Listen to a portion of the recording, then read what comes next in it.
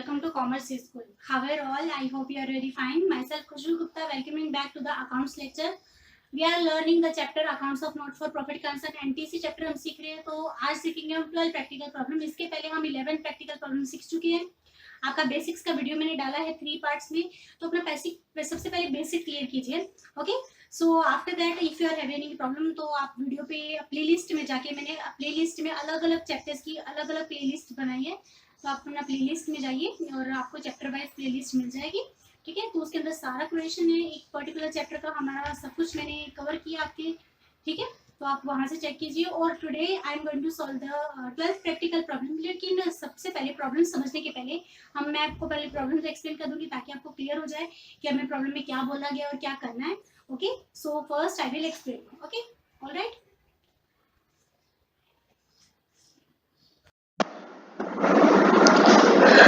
अभी हम problem solve करने के पहले मैं प्रॉब्लम एक्सप्लेन कर दूंगी ताकि आप लोगों को क्लियर हो जाए कि हमें क्या करना है. ठीक है ना. तो अभी हम देखते हैं, प्रॉब्लम देख लेते हैं. सबसे पहले 12 नंबर का हमें दिया है प्रॉब्लम में. तो क्या दिया आप लोगों को, अकाउंट ऑफ लाइब्रेरी. हम किसका अकाउंट बनाना है, लाइब्रेरी का. तो हमें क्या दिया गया है क्वेश्चन में, following is the receipt and the payment account of Dhananjay library Mumbai. तो हमें धनंजय लाइब्रेरी मुंबई की बुक में ये इनकम एंड एक्सपेंडिचर और बैलेंस शीट बनाना है. ठीक है, तो रिसिप्ट एंड पेमेंट अकाउंट आप लोगों को कब के लिए दिया गया, 31 मार्च 2019-20 के लिए दिया गया. तो हम हमारा करंट ईयर, लास्ट ईयर और नेक्स्ट ईयर देख लेंगे. ठीक है ना. तो उसके पहले हम ये देख लेते हैं रिसिप्ट साइड है. रिसिप्ट साइड में 1 मिनट. रिसिप्ट साइड सबसे पहले हम देखेंगे. रिसिप्ट साइड में आपको दिया है टू बैलेंस ब्रोडाउन. बैलेंस ब्रोडाउन किधर भी नहीं आता क्योंकि इस साल का ओपनिंग है और पिछले साल का क्लोजिंग है. तो पिछले साल का क्लोजिंग बैलेंस हम इस सेट में नहीं रिकॉर्ड करते, हम इस साल का क्लोजिंग बैलेंस रिकॉर्ड करते हैं जो कि क्या है, बैलेंस कैरी डाउन के नाम से आपको दिया जाता है पेमेंट साइड में. Okay, then after to admission fees. Admission fees के लिए हमें क्या बताया गया है क्वेश्चन में, 4th नंबर के एडजस्टमेंट आप देखो. 50% of the admission fees should be capitalised. इसमें से आधा एडमिशन फीस हम कैपिटल फंड में क्या कर देंगे, ऐड कर देंगे. आधा एडमिशन फीस कितना आएगा, 2250. हम क्या करेंगे, कैपिटल फंड में ऐड करेंगे. कैपिटल फंड आपको कहाँ दिया गया है, कैपिटल फंड आपको दिया नहीं गया, हमें फाउंड आउट करना है. कैपिटल फंड कैसे फाइंड आउट करते हैं, क्योंकि ये फर्स्ट टाइप है इस वजह से हम कैपिटल फंड कैसे फाइंड आउट करेंगे, हम पिछले साल की बैलेंस शीट बनाएंगे, लास्ट बैलेंस शीट बनाएंगे पिछले साल की. और उसके अंदर हम इसका आधा, एडमिशन फीस का आधा मतलब 2250 कैपिटल फंड निकाल के उसके अंदर जाके ऐड करेंगे. ठीक है ना. अब कैपिटल फंड कैसे फाइंड आउट करते हैं, ये देखो आपको सोल्यूशन में कैपिटल फंड दिख रहा है ना आंसर में. तो ये कैपिटल फंड आपको दिया नहीं गया क्वेश्चन में, हमें ये फाइंड आउट करना है. ठीक है, तो कैपिटल फंड कैसे फाइंड आउट करते हैं वो मैं आपको प्रॉब्लम जब सॉल्व करूंगी तब मैं आपको क्लियर करूंगी. ठीक है, तो सब लोगों ने, जब मैं प्रॉब्लम एक्सप्लेन करूंगी तब ध्यान से समझ के लेना है. उसके बाद हमें क्या दिया है, सब्सक्रिप्शन. सब्सक्रिप्शन कितना है, 20,000 है. सब्सक्रिप्शन पर क्या एडजस्टमेंट बताया आपको, सेकंड नंबर का adjustment, subscription received in advance amounted ₹500. हमें सब्सक्रिप्शन एडवांस से मिल गया, मतलब कब के लिए मिल गया, अगले साल के लिए मिल गया. तो अगले साल के लिए हमें तो ये पता करना है कि हमें सब्सक्रिप्शन में इस साल का इनकम कितना हुआ. इस वजह से हम 20,000 में से अगले साल का इनकम मतलब 500 रुपये माइनस कर देंगे. मतलब हमारा इस साल का इनकम कितना होगा, 19,500 किस साइड में, इनकम साइड में. राइट, और इनकम साइड में हम रिकॉर्ड करेंगे. अब एडमिशन फीस का क्या करना था, हमें 50% एडमिशन फीस क्या करना था, माइनस करना था. 50% एडमिशन फीस एक तो कैपिटल फंड में ऐड करेंगे और 50% और बाकी का बचा किधर लिखेंगे, इनकम में लिखेंगे. सब्सक्रिप्शन पे आपको 20,000 का अमाउंट दिया, सब्सक्रिप्शन आपको 20,000 मिला. उसमें से सेकंड नंबर के एडजस्टमेंट बता रही है कि subscription received in advance amounted to 500. 20,000 में से 500 रुपये आपको अगले साल के लिए एडवांस में मिल चुके हैं. तो हमें ये पता करना है कि हमारा इस साल का सब्सक्रिप्शन का इनकम कितना हुआ. इस वजह से हम 500 रुपये अगले साल के नाम के क्या करेंगे, माइनस कर देंगे. मतलब हमारा इस साल का एग्जैक्ट सब्सक्रिप्शन का इनकम कितना हुआ, 19,500 हुआ. और 500 का सेकेंड इफेक्ट किधर आएगा, लाइबिलिटी में आएगा.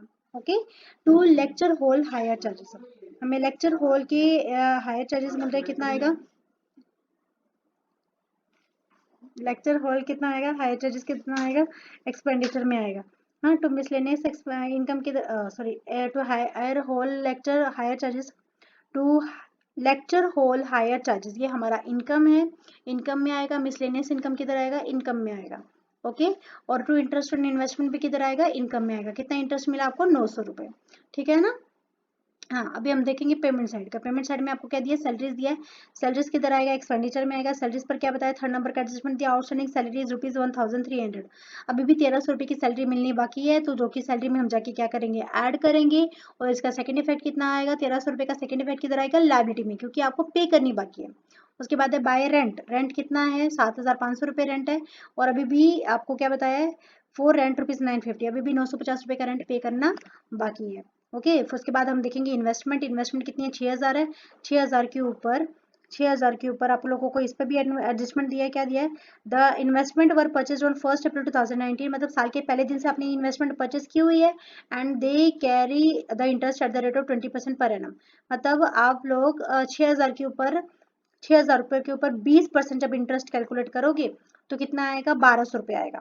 1200 रुपये अगर हमें इधर ये ना दिया होता, तो इंटरेस्ट और इन्वेस्टमेंट दिया है 1900 रुपये, 900 रुपये सॉरी, तो आपको जब ये कैलकुलेट करोगे ना 6000 के ऊपर ये 20% कैलकुलेट करेंगे तो कितना आएगा? 1200 रुपये आएगा, मीन्स 1200 आएगा। उसमें से 900 तो आपको ऑलरेडी रिसीव हो चुके ना रिसीव, तो उसमें से कितने रिसीव होने बाकी है? मतलब 1200 में से 900 रुपये तो आपको पहले ही मिल चुके, मतलब कितने बाकी है मिलने? 300 रुपये। वो 300 रुपये एक तो हम इंटरेस्ट और इन्वेस्टमेंट में जाके ऐड करेंगे और दूसरा इन्वेस्टमेंट में जाके ऐड करेंगे। ठीक है, दोनों भी जगह पर हम कितना रुपये ऐड करेंगे? 300। 1200 क्यों नहीं करेंगे? क्योंकि उसमें से 900 हमें मिल चुके। क्लियर? ओके।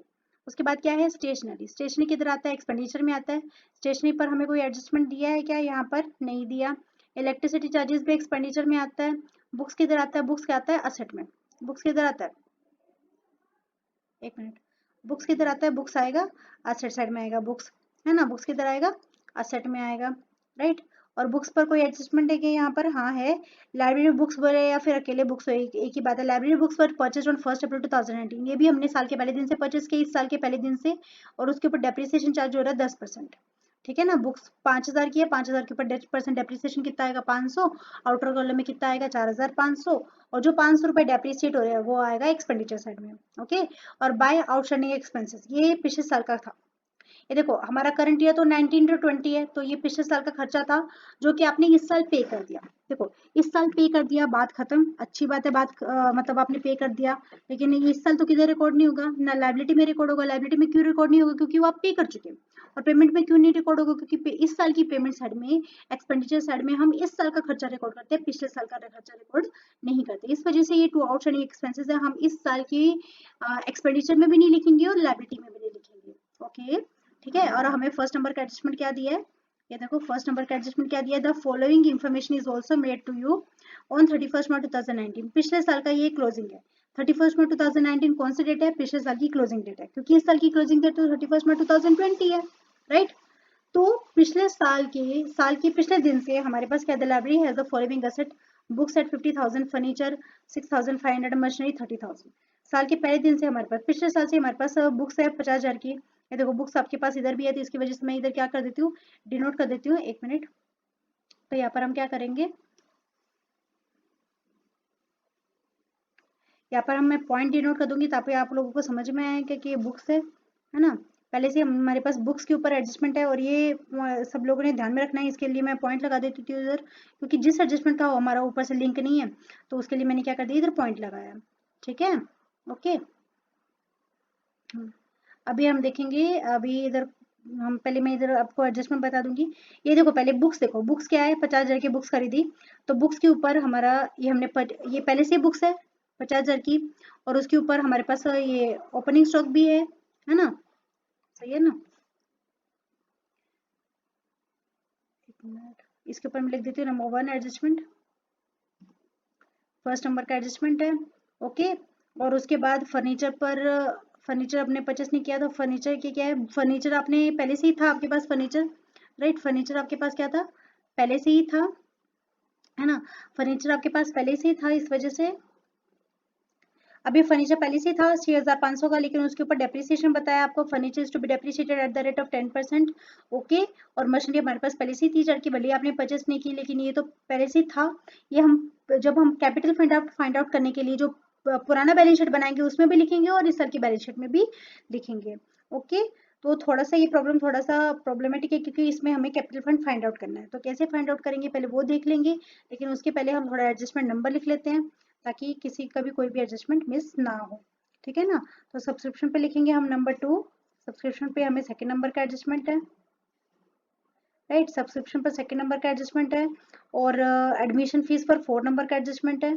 ओके, नंबर से क्या समझ में आता है कि इसके ऊपर उतने नंबर की क्या है? एडजस्टमेंट है ना? उसके बाद लाइब्रेरी बुक्स, बुक्स पर कितने नंबर का एडजस्टमेंट है? एक तो ये फर्स्ट नंबर का एडजस्टमेंट भी, और दूसरा 4 नंबर का एडजस्टमेंट भी है ना, ठीक है।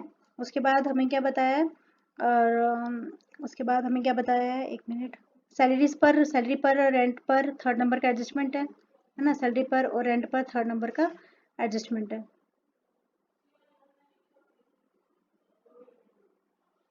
एक मिनट,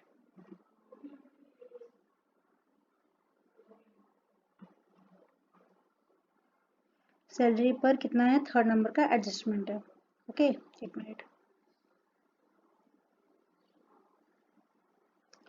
थर्ड नंबर का एडजस्टमेंट है सैलरीज पर, रेंट पर भी थर्ड नंबर का एडजस्टमेंट है ना, आउटस्टैंडिंग है ना।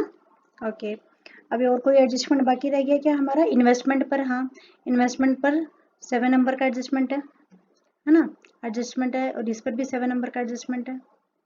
300 रुपये प्लस करने ना हमारा, हालांकि इन्वेस्टमेंट पे इंटरेस्ट कितना आता है, 1200 रुपये आता है, लेकिन उसमें से आपको 900 रुपये आपको पहले ही मिल चुके, इस वजह से इसमें सिर्फ 300 रुपये ऐड होंगे। ठीक है, तो अभी मैं कैपिटल फंड भी फाइंड आउट करूंगी। तो कैपिटल फंड के लिए मैं पुरानी बैलेंस शीट कैसे बनाती हूँ या फिर कैपिटल फंड कैसे फाइंड आउट करते हैं, वो अभी हम जब प्रॉब्लम सॉल्व करेंगे ना तब आप लोगों को एकदम क्लियर हो जाएगा। सो एकदम ध्यान से देखना है ताकि आप लोगों का प्रॉब्लम क्लियर हो जाए, कोई भी डाउट हो तो वो भी क्लियर हो जाएगा। अभी मैं बोर्ड पे सॉल्व करूंगी, ठीक है। So I hope you understand the problem which I have explain you. तो प्रॉब्लम समझ में आया, तो अभी भी अगर आप लोगों के मन में कोई डाउट है तो वो मैं बोर्ड पे क्लियर सॉल्व करूंगी तो आपका क्लियर हो जाएगा। Okay, so now solving the problem. आप लोग यहाँ पे प्रॉब्लम देख सकते हो और मैं यहाँ पर सोल्यूशन करूंगी। Okay, 12 practical problem we are going to solve. ठीक है, तो अभी देखते हैं 12 प्रैक्टिकल प्रॉब्लम हमें किसकी बुक में बोला गया है, धनंजय लाइब्रेरी है ये। ठीक है, और पेज नंबर 120 पे। तो ये कौन सा टाइप का प्रॉब्लम है, फर्स्ट टाइप का प्रॉब्लम है, क्योंकि आपको प्रॉब्लम में बैलेंस शीट नहीं दी गई। और एक इस टाइप में प्रॉब्लम क्या है, इस प्रॉब्लम में हमें कैपिटल फंड नहीं दिया गया, तो कैपिटल फंड फाइंड आउट करना पड़ेगा। अभी तक आप लोगों ने ये सीखा कैपिटल फंड कैसे फाइंड आउट किया जाता है। तो कैपिटल फंड फाइंड आउट करने के लिए देखो, सेकंड टाइप में आपको कभी कैपिटल फंड फाइंड आउट नहीं करना पड़ता। क्यों नहीं करना पड़ता, क्योंकि उस टाइम पे आपको ओल्ड बैलेंस शीट दी जाती है। और फर्स्ट स्टेप में आपको कभी कभार कैपिटल फंड फाइंड आउट करना होता है, कब, एक तो जब वो फर्म न्यू फर्म ना हो, जब न्यू फर्म हो और वो कैपिटल फंड ना दे तो हम निकालते भी नहीं, क्योंकि उस टाइम पे हमारे पास पैसा नहीं रहता तो कैपिटल फंड नहीं होगा। ठीक है, लेकिन अब ये फर्म जो 12 नंबर की फर्म है, 12 नंबर का जो हम क्वेश्चन कर रहे हैं उसमें वो फर्म ना तो नहीं है, राइट। ये जो हम देख रहे हैं धनंजय लाइब्रेरी, वो तो कोई नई सेटअप भी नहीं हुई, तो और उसमें कैपिटल फंड दिया भी नहीं है। तो हम क्या करेंगे, फाइंड आउट करेंगे। तो कैसे फाइंड आउट करेंगे, उसके लिए हम बनाएंगे old balance sheet. Old balance sheet मतलब इस साल की ओपनिंग बैलेंस शीट, जो कि पिछले साल की क्या रहेगी, क्लोजिंग। ठीक है, तो हम ओल्ड बैलेंस शीट बनाएंगे। तो इधर मैं स्पेस रख देती हूँ, इधर हम बनाएंगे old balance sheet. Okay, old balance sheet as on first April. हमारे करंट ईयर कब एंड हो रहा है, 19 में, तो हम करंट ईयर ओपनिंग, इसका ओपनिंग क्या है, 31 मार्च का एंड हो रहा है, तो स्टार्ट कब हुआ था, 18 में ना, 1 अप्रैल 2018 में। तो उस दिन हम अपना बैलेंस शीट बनाएंगे, जिसे हम बोलते हैं पुरानी बैलेंस शीट। ठीक है ना, तो इस इधर मैं बना देती हूँ, ये डेबिट, सॉरी डेबिट नहीं, बैलेंस शीट में कोई डेबिट क्रेडिट नहीं रहता। इधर लिखेंगे हम liabilities, amount, amount, assets, amount, amount. Okay, तो अभी हम सॉल्व करेंगे। तो सबसे पहले हम बैलेंस पता कर लेते हैं इसका। ठीक है, नहीं तो ये काम करते हैं, साथ साथ पता करते हैं। देखो, रिसिप्ट साइड से स्टार्ट करते हैं, बैलेंस ब्रोडाउन। ये बैलेंस ब्रोडाउन कैसा बैलेंस है, ये ओपनिंग बैलेंस है, जो कि पिछले साल का क्या था, क्लोजिंग था, राइट। तो हम उसको अपनी एक क्लोजिंग बैलेंस शीट में तो लिखते नहीं, लेकिन ओल्ड बैलेंस शीट में तो लिखेंगे ना, क्योंकि पिछले साल का बैलेंस है, तो वही हम बना रहे हैं। तो ये हमारा इधर लिख देती हूँ मैं, कैश ऑब्लिक बैंक, जो भी रहेगा, कैश नहीं तो बैंक बैलेंस रहेगा ये, राइट। तो बैलेंस ब्रोडाउन को हम ओल्ड बैलेंस शीट में लिखेंगे, कितना, 5000 रुपीज। ओके, क्लियर, ठीक है। इस साल में कितने नहीं आता, लेकिन पिछले साल का बैलेंस पिछले साल में तो आएगा ना, तो ये हम पिछले साल की बैलेंस शीट में, पिछले साल की क्लोजिंग मतलब इस साल की ओपनिंग, एक ही बात है ना। उसके बाद एडमिशन फीस, एडमिशन फीस के लिए आपको 4th नंबर के एडजस्टमेंट में क्या बता रहे हैं कि 50% of the admission fees to be capitalised. उसमें हमें 50% एडमिशन फीस को कैपिटल फंड में क्या करना है, ऐड करना है। लेकिन अभी तो आपके पास कैपिटल फंड ही नहीं है, तो कोई बात नहीं, कैपिटल फंड हम फाइंड आउट कर रहे हैं ओल्ड बैलेंस शीट से, उसके अंदर जाके हम क्या कर देंगे, ऐड कर देंगे। ठीक है, तो एडमिशन फीस 50% तो कैपिटल फंड में ऐड कर देंगे, और बाकी का बचा 50% इनकम में रहेंगे, है ना। तो आपके पास एडमिशन फीस कितनी है, 4500 है। इधर लिखेंगे हम बाय एडमिशन फीस,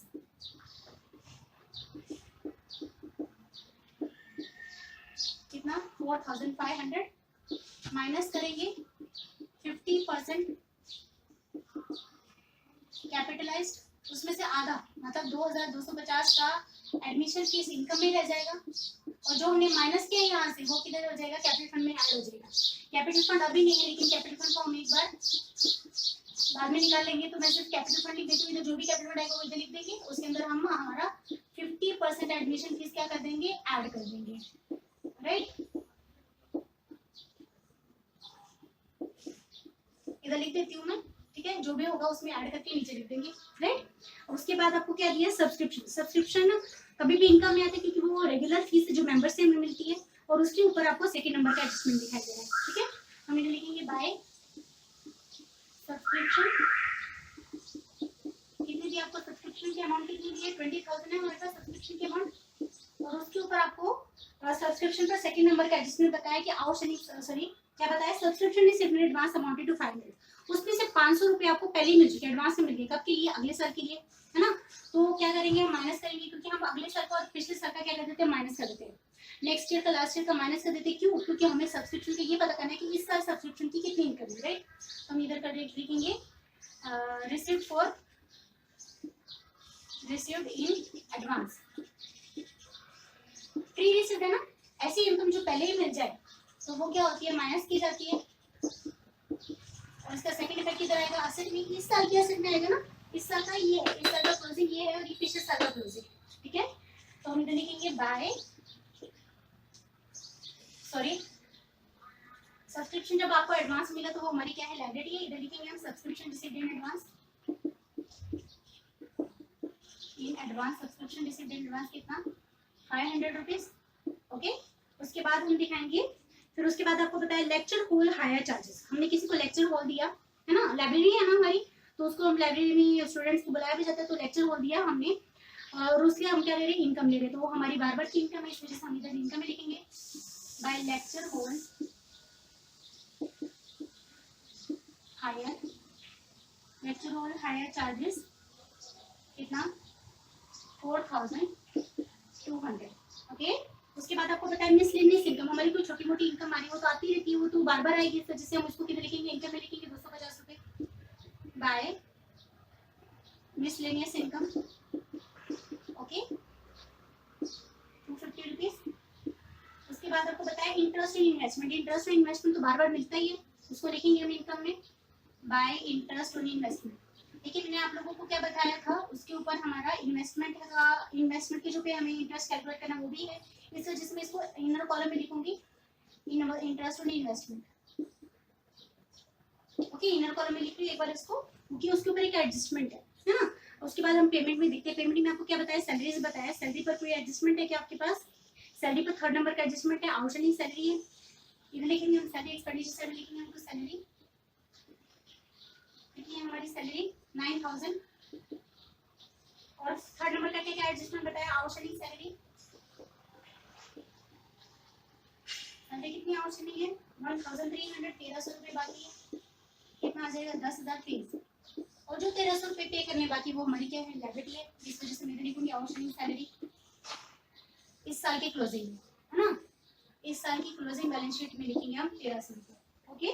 उसके बाद आपको बताया रेंट 7,500 आपने पे कर दिया, जो कि आपका पेमेंट में दिया है, लेकिन थर्ड नंबर के एडजस्टमेंट बताती है कि 950 रुपए का रेंट पे करना बाकी है, इधर लिखेंगे हम टू रेंट, कितना रेंट पे किया आपने, 7,500 रेंट पे किया, लेकिन अभी भी आउटस्टैंडिंग रेंट है कितना, 950 रुपीज, कितना आ जाएगा 8,450 रुपए, और जो पे करना बाकी है वो हमारी लायबिलिटी है, जिसे हम लिखेंगे इधर आउटस्टैंडिंग रेंट, रेंट कितना आउटस्टैंडिंग रेंट है 950 रुपीज, ओके।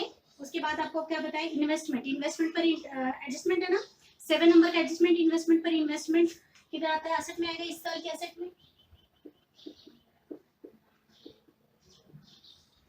इन्वेस्टमेंट की अमाउंट कितनी है आपके पास 6,000 है, और उसके ऊपर आप लोगों को 7 नंबर के एडजस्टमेंट में क्या बता रहे हैं कि ये जो इन्वेस्टमेंट है हमने 1 अप्रैल 2019 को की, साल के पहले दिन की, पहले से नहीं की, साल के पहले दिन की, राइट। तो ठीक है, साल के पहले दिन हमने इन्वेस्टमेंट की, और उसके ऊपर 20% का क्या है, इंटरेस्ट है ना, 20% का इंटरेस्ट मिलेगा, पूरा साल के लिए मिलेगा ना, क्योंकि 1 अप्रैल से 31 मार्च पूरा साल के लिए मिलेगा interest, plus interest eight the rate of 20%, कितना आ जाएगा 1,200 रुपये आएगा, 1,200 रुपये का आपको ब्याज मिलेगा इन्वेस्टमेंट पे, उसमें से 900 रुपये तो आपका पहले ही मिल चुका, 1200 रुपए में से 1200 रुपीज में से 900 आपको पहले रिसीव हो चुके हैं, मतलब कितने रिसीवेबल है, 300 रुपए बाकी है ना मिलना, राइट। अगर हमें कुछ भी ना मिला होता तो हम 1200 लिखते हैं, लेकिन आपको ऑलरेडी ना सिर्फ 12 में से 900 रुपए मिल चुके, तो मतलब कितना मिलना बाकी है, 300 आउटस्टैंडिंग इंटरेस्ट, राइट, कितना 300, टोटल कितना आ जाएगा अभी 1200, मतलब 1200 में से 900 पहले ही मिल चुके, अभी 300 बाकी है। इधर भी 300 ही ऐड करेंगे, अगर हमें ये 900 ना दिया जाता तो हम 1200 ऐड करते, क्लियर, ठीक है। तो अभी हम करेंगे कितना ऐड करेंगे 300, क्योंकि बाकी कितना है 300, बाकी 900 तो मिल चुका, ठीक है। तो कितना मिलेगा हमें 6300 रुपये मिलेगा, 6000 तो इन्वेस्टमेंट का, 300 रुपये ब्याज का, क्लियर। इसके हमने दो किए, ब्याज निकाला 6000 के ऊपर 20% निकाला, कितना है 1200 आता है, 1200 रुपये में से 900 आपको पहले मिल चुका, तो मतलब कितना आउटस्टैंडिंग है 300 बाकी है मिलना, जो कि टोटल कितना हो जाएगा 1200 रुपये मिल चुका, मतलब 300 रुपये बाकी है, मतलब ऐड भी 300 रुपये करेंगे इन्वेस्टमेंट पे, ओके। उसके बाद आपको क्या दिया, स्टेशनरी, स्टेशनरी बार बार का खर्चा, स्टेशनरी किधर आता है, एक्सपेंडिचर साइड में आता है, कितना है स्टेशनरी 1350, इधर लिखेंगे हम टू स्टेशनरी,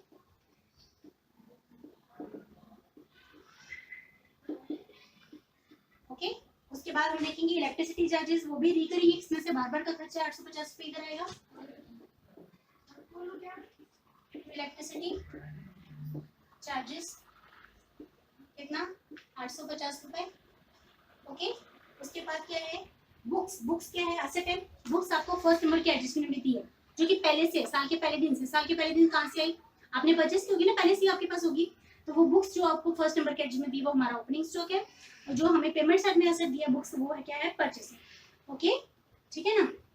और बुक्स प्लस 6 नंबर का एडजस्टमेंट बताया, ठीक है। तो हम इधर लिखेंगे, बुक्स को हेडिंग बना देंगे, जो साल के पहले दिन से है वो तो इधर भी आएगी, मतलब वो पिछले साल से ये बुक्स, कितने की बुक्स पहले से है आपके पास, 50,000 की बुक्स पहले से ही है, और पहले से है तो पिछले साल की बैलेंस शीट में भी आएगी, इस साल की बैलेंस शीट में जाएगी, इस साल की बैलेंस शीट में हम किस नाम से लिखेंगे, ओपनिंग स्टॉक के नाम से लिखेंगे, कितने की बुक्स आपके पास पहले से ही थी, 50,000 की बुक्स पहले से ही थी, ओके।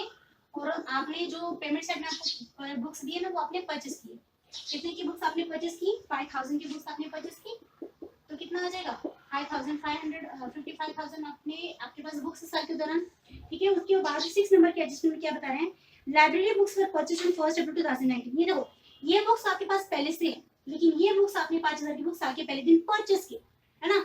साल के पहले दिन होने से और पहले दिन परचेस करने में फर्क है ना, पहले दिन से अगर आपके पास है मतलब आपके पिछले साल से, और आपने परचेस किया अगर साल के पहले दिन, तो मतलब उसके ऊपर जो डेप्रिसिएशन लगेगा वो पूरा साल के लिए लगेगा, राइट। तो आपको डेप्रिसिएशन का रेट बताया 10%, 6 नंबर के एडजस्टमेंट बता रही हूँ मैं, तो इधर लिखेंगे हम डेप्रिसिएशन कितना एट द रेट ऑफ 10%, कितना आएगा 5500, ओके। तो कितना आ जाएगा 49,500, right.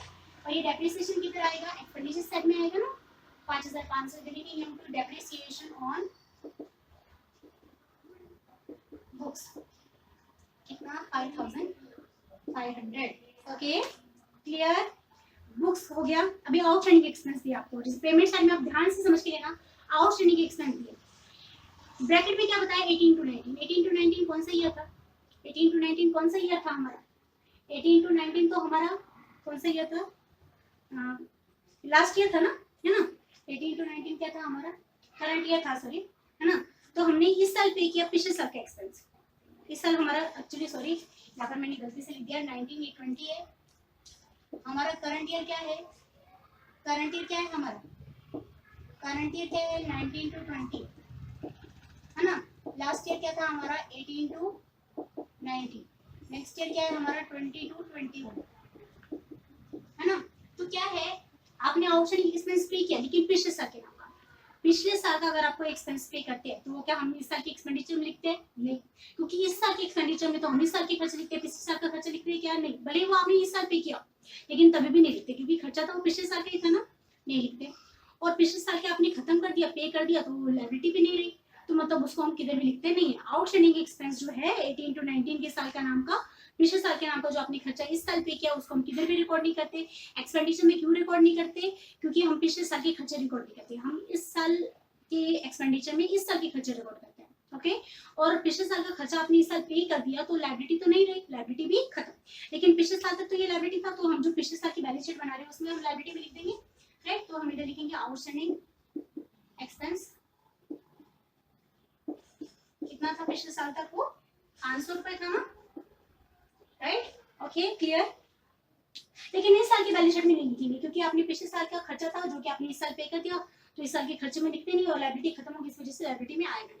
Okay, balance carried on जो कि इस साल का क्लोजिंग है, जो कि हम पिछले साल की बैलेंस शीट में नहीं इस साल की बैलेंस शीट में लिखेंगे 4650। इधर लिखेंगे हम कैश और बैंक, तो इधर भी बैलेंस होगा कैश बैलेंस या बैंक बैलेंस, तो हमने मेंशन नहीं किया, सिर्फ बैलेंस कैरिड ऑन बताया, इस वजह से मैंने कैश और बैंक दोनों को लिख दिया। क्लियर? ओके, अब हमारा रिसिप्ट एंड पेमेंट अकाउंट हो चुका है। अभी हम देखेंगे कि हमारा एडजस्टमेंट में क्या क्या बताया। देखो ऑन 31 मार्च 2019, 31 मार्च 2019 कौन सा था? पिछले साल का क्लोजिंग था ना। पिछले साल से आपके पास क्या क्या एसेट है वो हमें दिया, तो जो पिछले साल से एसेट है वो तो हम लिखेंगे ना। क्या दिया आपको? बुक्स दिए 50,000 की, लिख दी हमने बुक्स, है ना। फर्नीचर आपके पास 6500 का पहले से ही, इधर लिखेंगे हम बुक्स। फर्नीचर 6500 का फर्नीचर आपके पास, और पहले से आपके पास 6500 का फर्नीचर, तो अब वो गायब थोड़ा ना हो जाएगा, इस साल भी तो रहेगा वो फर्नीचर, तो इस साल भी लिखेंगे हम फर्नीचर। लिख देती हूँ हेडिंग बना के, ये क्या है हमारा ओपनिंग स्टॉक रहेगा कितना 6500। ओके, और उसके बाद हमें एडजस्टमेंट बताया है फर्नीचर पर, 5 नंबर का एडजस्टमेंट है 10% डेप्रिसिएशन, माइनस करेंगे हम डेप्रिसिएशन 10%, क्योंकि आपने इस साल तो फर्नीचर परचेस किया ही था, राइट। तो 10% डेप्रिसिएशन है, कितना आएगा 650।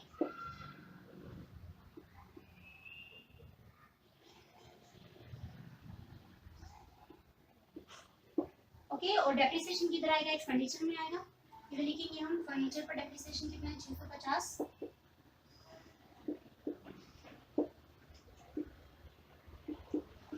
टोटल डेप्रिसिएशन कितना हो गया 6150।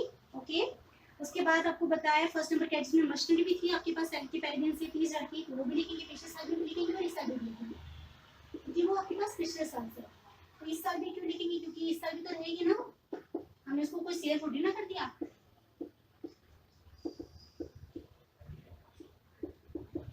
ओके, अब चेक कर लेते हैं कौन कौन सी एडजस्टमेंट बाकी है। सेकंड हो चुकी है हमारी, राइट। थर्ड हो चुकी, फोर्थ हो चुकी, फिफ्थ हो चुकी, सिक्स हो चुकी है, सेवंथ हो चुकी है, राइट। हमारी सारी एडजस्टमेंट हो चुकी है। अब क्या बाकी है? बैलेंसिंग बाकी है। ओके, बैलेंसिंग करेंगे हम वन बाय वन।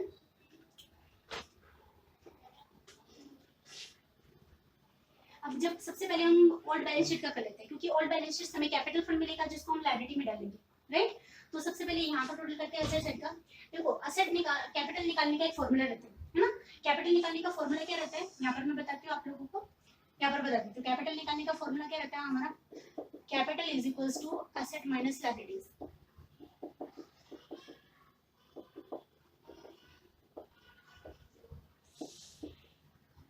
देखो हमें कैपिटल अगर फंड ना दिया जाए फर्स्ट स्टेप में, तो हम क्या करते हैं? ओल्ड बैलेंस शीट बनाते हैं। ओल्ड बैलेंस शीट मतलब जो पूरा पिछले साल आपके पास जो भी था, असेट था या लायबिलिटी था, तो वो हम असेट और लायबिलिटी में लिख देंगे। जो बैलेंस ब्रोट डाउन था वो हमारा पिछले साल का कैश बैलेंस रहता है, बैंक बैलेंस रहता है, वो हम पिछले साल की बैलेंस शीट में लिख दिया। आपको फर्स्ट नंबर के एडजस्टमेंट में बुक्स फर्नीचर मशीन दिया, मैंने वो लिख दिया। और आपके पास इस साल पेमेंट साइड में आपको आउटस्टैंडिंग एक्सपेंस दिया था पिछले साल के नाम का 18 to 19 के नाम का दिया था ना, जो कि हमने इस साल की तरह नहीं लिखा क्योंकि वो आपने पे कर दिया। तो पे कर दिया तभी भी हम इस साल के खर्चे में रिकॉर्ड नहीं करते, और आपकी लायबिलिटी खत्म होगी, इस वजह से लायबिलिटी में लिखेंगे। लेकिन पिछले साल तक तो वो लायबिलिटी थी ना, इस वजह से हम इसका बैलेंसिंग करेंगे। कैपिटल फंड फाइंड आउट करने का फॉर्मूला क्या मैंने ऊपर लिखा है? Assets is equals to liability minus capital minus sorry assets minus liability. Asset में से हम लायबिलिटी माइनस कर देंगे तो हमें क्या मिलेगा? कैपिटल मिलेगा। ओके, तो आपके पास एसेट्स कितनी थी? यहाँ पर आप टोटल करके देख सकते हैं 91,500 हमारे पास क्या थी? असेट थी। उसमें से 500 रुपए की हमारे पास क्या है? लायबिलिटी है। तो 91,500 में से 500 रुपए की हम लायबिलिटी माइनस कर देंगे, तो मतलब जो बचेगा वो क्या होगा? कैपिटल फंड होगा। कैपिटल फंड हमें दिया नहीं गया था, हमने फाइंड आउट किया। ओके, पिछले साल की बैलेंस शीट बनाते हैं हम, पुरानी बैलेंस शीट बनाते हैं और फिर हम लिखते हैं। पुरानी बैलेंस शीट में हम क्या करेंगे? जो पिछले साल तक हमारे पास एसेट एंड लायबिलिटी थी वो रिकॉर्ड करेंगे। ओके, तो ये हमारा क्या है? बैलेंसिंग फिगर है, बैलेंस करने से निकाला है हमने, है ना। बैलेंस करने के बाद निकाला ना। Okay, this is the balancing figure. Okay, अभी कैपिटल फंड ऊपर भी आएगा। कितना कैपिटल फंड आपके पास? 91,000 कैपिटल है, इधर लिखेंगे हम 91,000।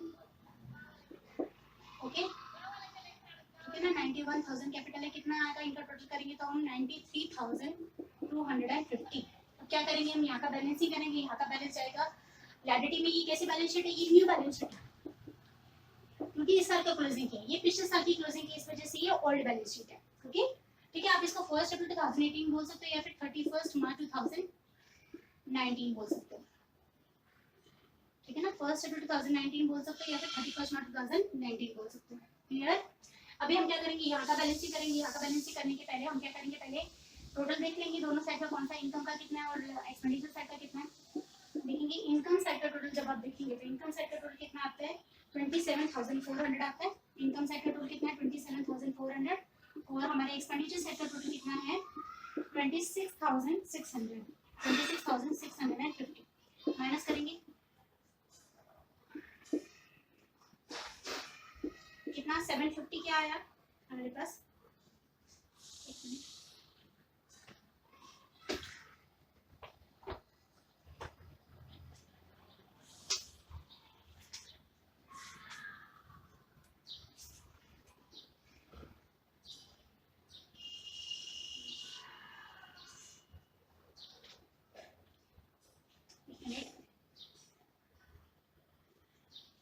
हम एक्सपेंडिचर साइड का पहले टोटल देख लेते हैं।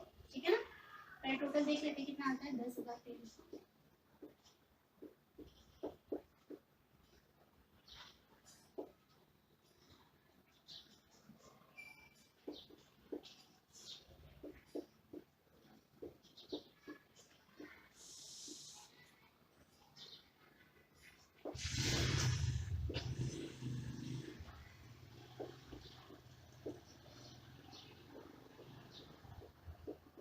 कितना आता है, 27,100 आता है।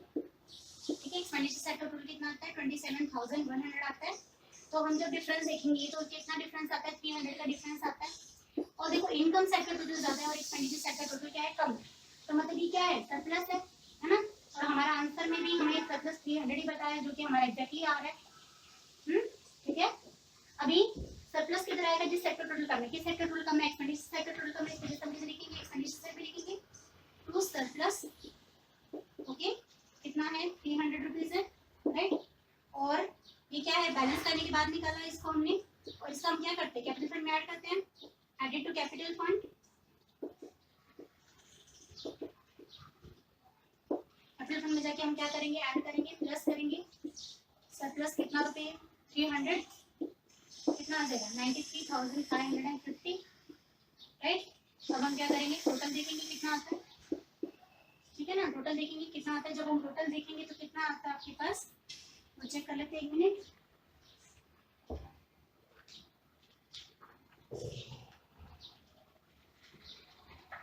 अब हम टोटल देखेंगे तो कितना आता है, 96,300 आता है।